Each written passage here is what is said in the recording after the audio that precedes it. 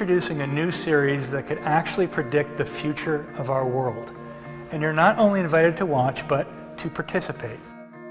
Change Champions is produced by a company I founded called the Best Practice Institute, a community of 42,000 managers, coaches, directors, executives, as well as Fortune 500 companies and Global 1,000 organizations, all dedicated to changing their organizations and becoming better leaders. Change Champions.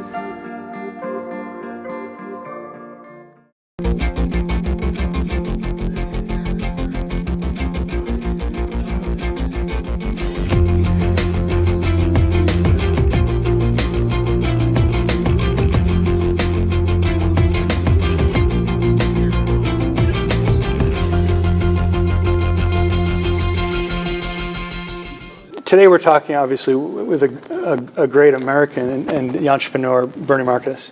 And it's just incredible when I was listening to you today about the phenomenal amount of change and transformation that you've enabled for the United States and for business in America and globally.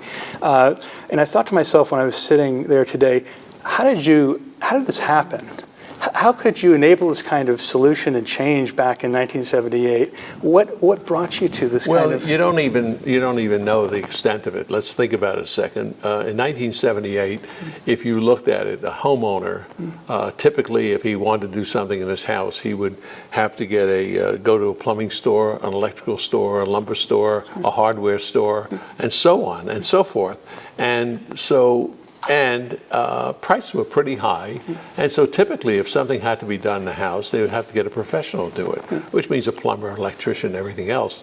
It was our concept that if we could have a store big enough to incorporate all of those things, hardware, lumber, electrical, at prices that were significantly lower, and I'm talking about a third lower, 1/3 lower, that these people, and then if we hired professional people like carpenters, like plumbers, like electricians, and teach homeowners how to do it themselves, that we could help America and grow a great business. And by the way, that's exactly what happened. What happened was that we actually changed America. We invented the do-it-yourself business. People now don't think about calling a plumber. They can do it themselves. All they have to do is go to Home Depot, find out how to do it, buy the material themselves and do it. If it's an extremely difficult job, then they have to bring in an electrician and et cetera. For plumbing, I'm sure you don't want to rip up the walls and do the plumbing, but for typical things, you could do that. In addition, we recognize the fact that what about the contractor? The contractor had the same problem.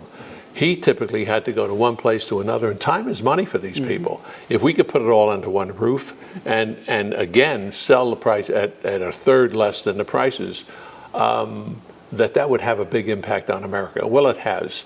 Today we have over 300,000 employees, or 330,000 employees actually.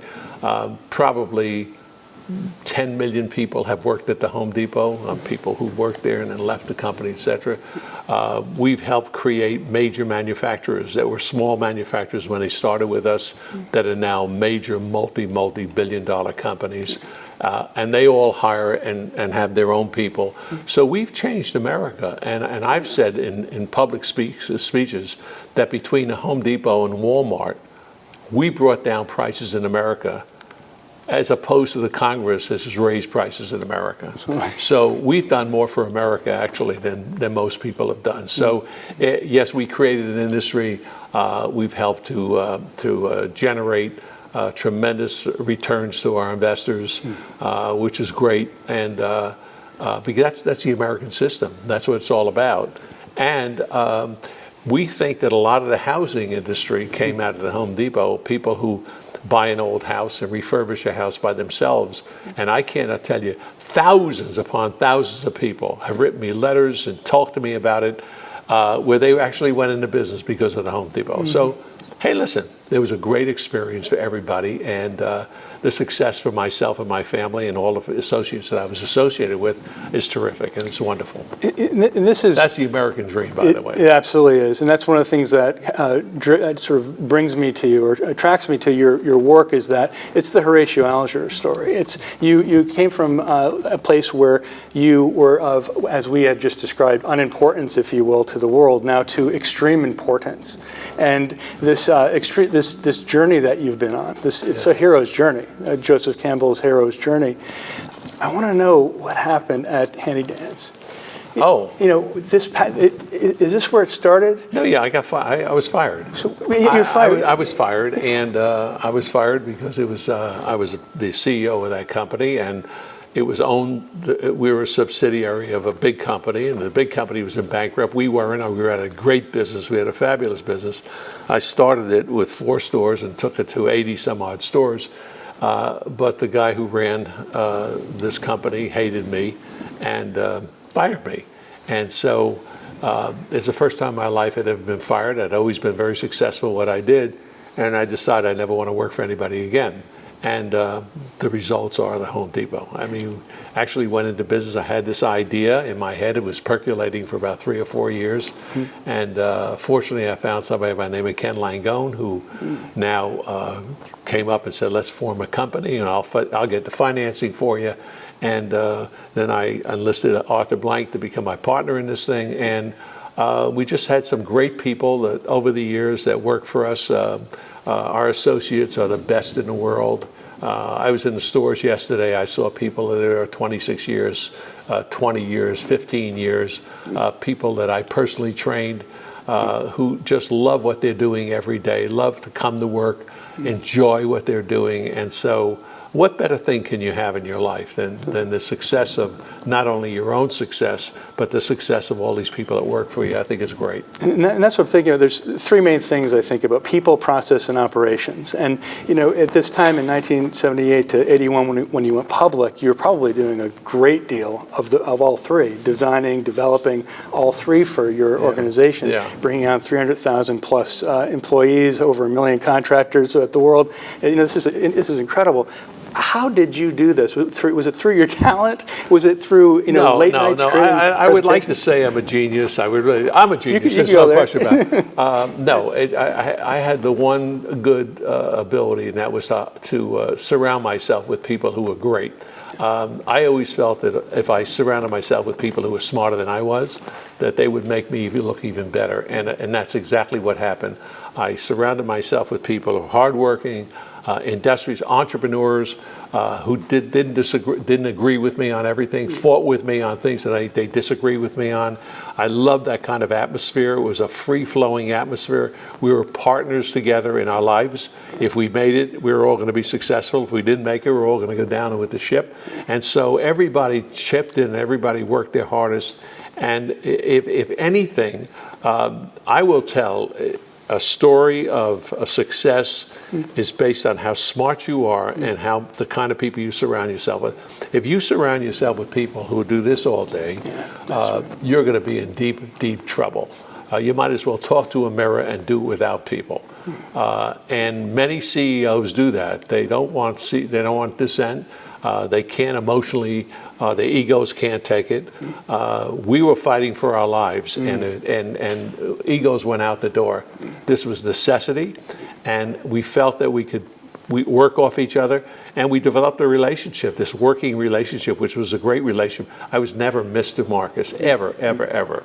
My name was Bernie. That was it. Everybody was first name. Arthur Blank was not Mr. Blank. It was Arthur. And so we all conducted that kind of business. When I went to the stores, I didn't wear a shirt and tie and jacket.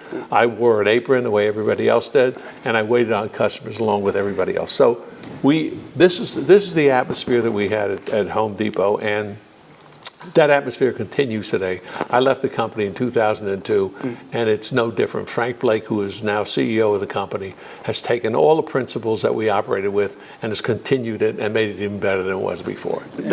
First of all, our office is not called the corporate office. It's called the Store Support Center, which means that everybody works there understands that they work for the stores. The stores are our business. Anybody who talks to our customers, That's our business. Our customers are the most valuable asset that we have.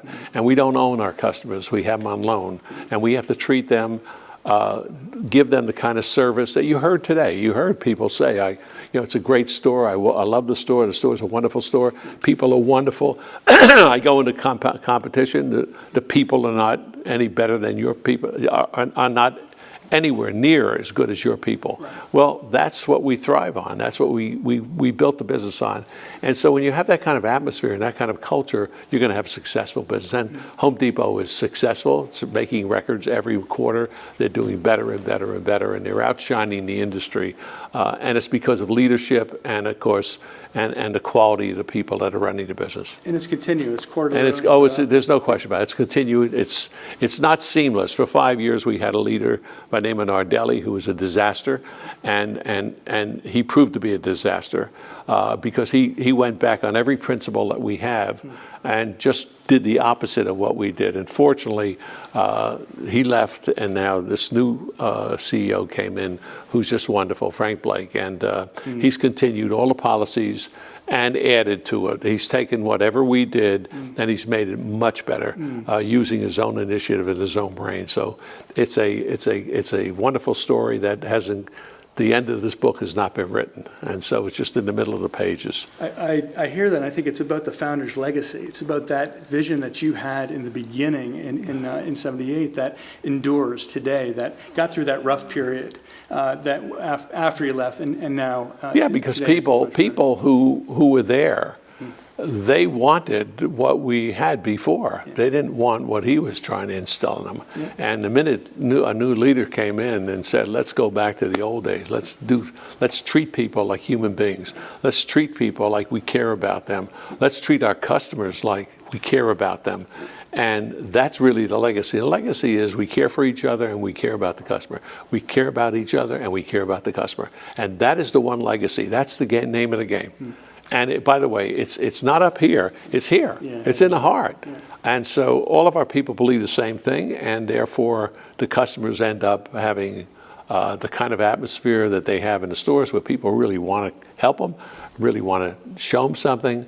And not that we're perfect. We could be better, I'm sure, but we're better than anybody else out there, without a question. Well, we talk about head and heart leadership. It's an important concept. I want to move to education for issues for a second. Out of 1,000 people that are in the pool for hiring at Home Depot, only 50 are accepted. Yeah, because the literacy and drug. How can you hire somebody who doesn't know how to read or write? How do you hire somebody that can't do math? Simple math. In our business, math is a very important thing. The ability to speak to people intelligently is critically important. You're speaking to a customer, it's nose to nose, and you've got to be able to be intelligently discuss it with them. We're finding that the public schools are not producing kids like this. And I'm not saying across the board, I'm saying, but generally, we are so low down in the curve of having a basically good education in this country. It's really pathetic. I'm involved with charter schools, and I can tell you firsthand that the kids that come out of charter schools are much more prepared to lead in the world, and most of them are minority kids. I think that what we have done to the minority kids in America today is just shameful. It's just shameful. And we continue to perpetuate it. We're more concerned about how much a teacher makes than what they produce in the classrooms. And that's sick. And it's sick for this society. And this society is going to pay for it in years to come. We're dumbing down our kids, and we're doing, and we're opening more charter schools, but they're fighting us day and night. They're trying to close us. Look what's happening in New York City. New York City have a mayor that wants to literally close all the charter schools. The only chance these kids have to get ahead, and he wants to close it. What kind of stupidity is that? Well, let's talk about solution. The solution is you have a competitive edge, you open charter schools, and eventually the public schools will, either they can lose all their kids or they're going to get better. And I think that competition is very healthy in everything you do. And so I think that the answer is to produce more charter schools, and then those teachers who are part of this union that are more concerned about their own salaries than they are about the kids will begin to understand that they're going to lose their kids and they're going to have no kids to teach eventually, because charter schools, what parent, given the choice between a charter school and going to regular school, would not pick a charter school? Not many. Not many. In fact, they have to have contests on how to get into a lottery before you can get into a charter school. So I think that as they become more prolific, charter schools, and by the way, they're not all successful, but today unsuccessful charter schools are being closed. Many close every single year if they don't come up, if their kids aren't being taught properly. It shows up in the test scores and they close. But if you're going to make the public schools better, it's going to be because of this kind of competition. I have no other answer for you. This is the only answer I have. Competition is great, and competition will change education in America eventually. And I think that's a theme that we've been talking about, is that competition is good. Various challenging positions help to form consensus. And you've shown that in your Israel Democracy Institute. You've shown that in your various philanthropic efforts in bringing together factions and helping others to come to a conclusion, really, and come to a positive, sustainable solution for children, for education, for warring factions even in Israel. Just to talk about that for one moment, how do you see Israel changing in the next 10 years? I'll tell you why I ask. I talked to Benjamin Netanyahu about 15 years ago, and I asked him the question, how are we going to create peace in the Middle East? Simple question. He said, Lou, it comes down to one thing: bread on people's tables. Arabs, basically, in Israel, Arab Israelis don't have as much as Jews. In your Israel Democracy Institute, you help bring that to fruition so that there is consensus and there is an awareness about this economic disparity. Tell me more about it and what it's done to achieve that kind of consensus. Look, like every society, Israel is not a perfect world. It certainly isn't. When you spend the kind of money that they have to spend on defense of their country, it's the highest percentage in the world because they're threatened constantly. Well, that takes away from things that you might be able to do economically. Economically, Israel is doing better than most countries in the world. I mean, certainly better than third world countries, but in the world of second world countries, their economy is kind of flourishing because of the brain power that they have, because of the astuteness of the students that they have, the education system. But it leaves a lot to be desired. And until there's peace in the Middle East, until that enormous amount that's going into keeping a standing army, having to fight this constant battle that's surrounding you with, it doesn't go back to the public as it should. A lot of it should. But in order for us to survive, Israel has to remain strong, because once it's weak, it'll be overrun without a question. Now, peace in the Middle East is not only, it's going to come around through bread, but it's got to come around through love and not hate. And when the Arab world stops teaching hate in their schools, which they teach that it's right to kill Israelis, that it's good to kill Jews, and they grow up with this hatred in their heart, there's going to be no peace in the Middle East. I mean, it's just not going to happen. So they have to change their schools. Ultimately, they have to understand that the amount of time and effort and energy that they spend in hating Israel, if they turned around and put it back into the soil and put it back into what they do. Look, all you have to do is go to Israel and then go across the border, and you go from paved streets to beautiful buildings to a flourishing economy to dirt, filth, and all those things that carry with it, and uneducated people. And all you did was cross a border. Well, what does it tell you about their civilization? They have to start learning that they have to take care of their people first, rather than teaching their people to hate. They grow up, they're teaching them to hate so that they don't overthrow their regimes. If they can take their emotions away. So I disagree with Bibi. I think that Bibi, yes, Israel will solve its problem by putting food on the plate. The Arab world will not unless they start changing, and I don't see anything changing them. I just don't see it. And I know education is a theme throughout this, as well as looking at the United States. And I know your opinions on Obamacare and, of course, fiscal conservatism. I realize that you're liberal as a Republican only for social issues, of course. And I wonder if there's some lessons to be learned from Israel in terms of their education. Their education system and how they flourish. No, they have the same. They have a problem with education system in Israel. The one thing that Israel has, they have the problems of every civilization. Look, that's not a panacea. I'm not blind to the problems that they have in Israel. They have crime in Israel being done by Israelis. I mean, it's a world that taxi drivers. They have guys driving garbage trucks. It's another world. And they have issues there as well. The whole thing goes down on how much, the one thing that they do have that I think we should have here is conscription, where everybody has to serve in the army. One of the reasons that they've turned out to be as brilliant as they have in the internet world is because everybody, and eventually the Orthodox as well, has to serve in the army, and they all learn a trade in the army. And when they come out mature people. They're mature. You speak to an Israeli that's come out of the services, and these kids are serious about and they go into colleges, then they go into education. They don't party the way they party here. They don't have what we have here. Give me the beer, all the beer I can drink. They don't do that there. They're serious. They've already been through a war. They've already faced people that want to kill them. Many of them have been shot, and many of them have been killed and wounded.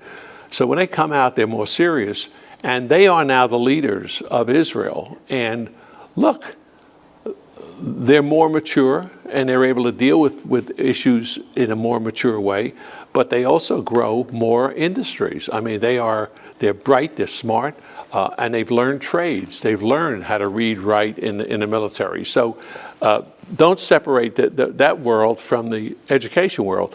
They have a lot of Israeli Arabs, they have a lot of Orthodox Jews, and they have a lot of poor Russian immigrants, Ethiopian immigrants, where the schools are not up to par. They may be as good as they are here in the States, which that means not up to par.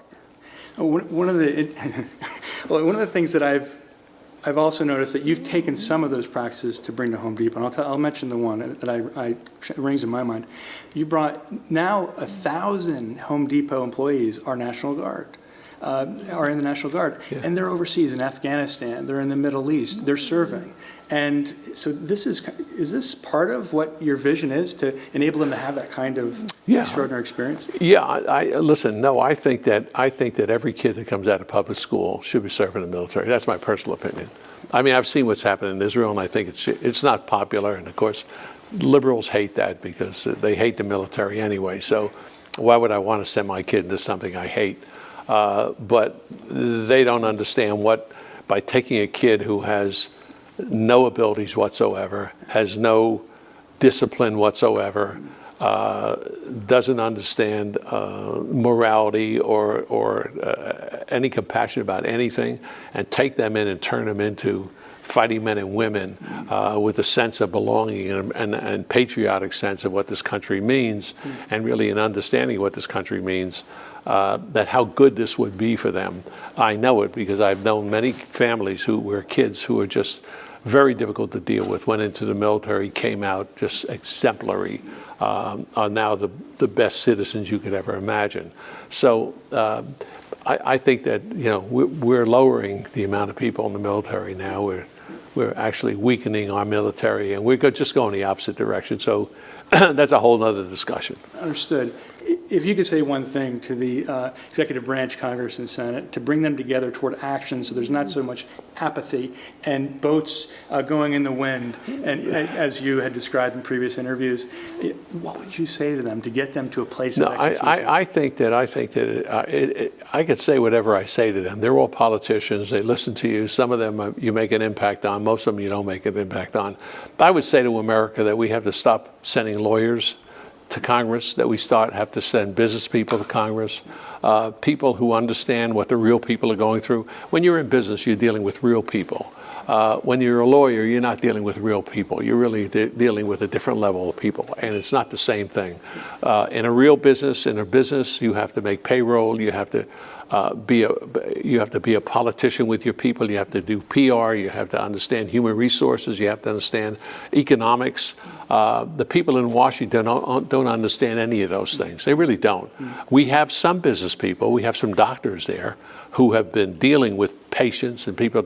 I think of one, Representative Price from Georgia, who I know very, very well, who is a very, very honored physician. He thinks his healthcare business is the worst thing that's ever happened to America. How? Because he's dealt with it. He knows what it's all about. He knows what's happening with it. So I think that long term, it's to get qualified people to run for office and stop running these professional politicians for office who don't have a sense of what's happening outside the limits of Washington. Washington is a society among itself, and it doesn't represent America. And they don't go back home enough. When they go back home enough, they go through the process, but they don't really listen to anybody. So I think that the only way we're going to change Washington is by changing who represents us. That's the answer to your first question. Yes, absolutely. It's about the talent again. We always come back to talent. Yeah. Last question. We talk about the City of Hope, and when you started out, you gave $1,000 a year, and you went on their board of directors. Yeah. And this started your whole efforts around philanthropy, around getting involved. It's not just about signing a check. Yeah. It's about the doing. Right. And so for entrepreneurs, for any person starting out or working hard, or just anybody out there who is a leader, what would you say to them, kind of to really begin that effort towards success and execution? Well, it's very simple. When you run a business, so you run anything, you're a professional. I don't care what it is. You put your time and effort into making it successful. My advice is don't go into 50 different things. Go into one or two, but put your energy behind it, put your thoughts behind it, put your effort behind it. Too many people, it's a question of being able to say, well, I'm on that board, and what does that mean? It doesn't mean anything to me. As I said during the meeting, most boards are made up of business people who, the minute they go sit down in a nonprofit, lose their brains. I mean, they just forget what made them, and they don't look at budgets, they don't look at management, they don't look at inefficiency, they don't look at objectives, and which they did in their business, but then they get into a nonprofit, they take a dumb pill, and it's just the opposite. So I think that business people should take their acumen and understand that charity is a business in itself. It has to raise money, which is the capital that it gets, and then efficiently try to do what they're trying to do in the most economical fashion and get the most bang for the buck. In other words, if I go to an organization and they get for every dollar, 40% of the dollar goes for overhead, that's not very effective for me. That's not an effective organization. So I would have to look at the management, the objectives, everything else that goes into it. And if that's the kind of results, who would go into a business where 40% would be overhead? I mean, that's crazy. No business works that way that I'm aware of in the United States. There are some where only 10 cents on the dollar goes. 10 cents on the dollar. Think about that, how insane that is. And I can't tell you how many there are like that. There are thousands of charitable organizations like that. Well, it's not very effective. So my advice to business people is get involved. Get involved. That means get involved. That means look at the books, look at the management, look at the board, look at the decisions they make, look at the operations, look at the payrolls, look at the budgets. Do all the things that you did in your businesses, and now translated into this 501, saying you're trying to do something good. Why would you want to do it with half a hand? Would I ask you to go into a fight and hold one hand behind your back? Of course not. Well, in charity, why would you do that and actually put a penalty on yourself when you start? It's a handicap. It doesn't make any sense. And they're connected as well. I mean, when you do but by making this charity better and more efficient and more effective, you're going to help more people. And that's where the reward comes in, the reward of helping people. Every one of these charities has a good reason for being there. And so you join that charity because you want to help people do whatever it is, a better education, health, mental hygiene, psychological, whatever it is. There's a return on invested dollars. You would want to get the most out of the dollar that you possibly can, because dollars run everything. And so get involved, use your brain power, make it as efficient as your business, and that's and you'll get more out of it.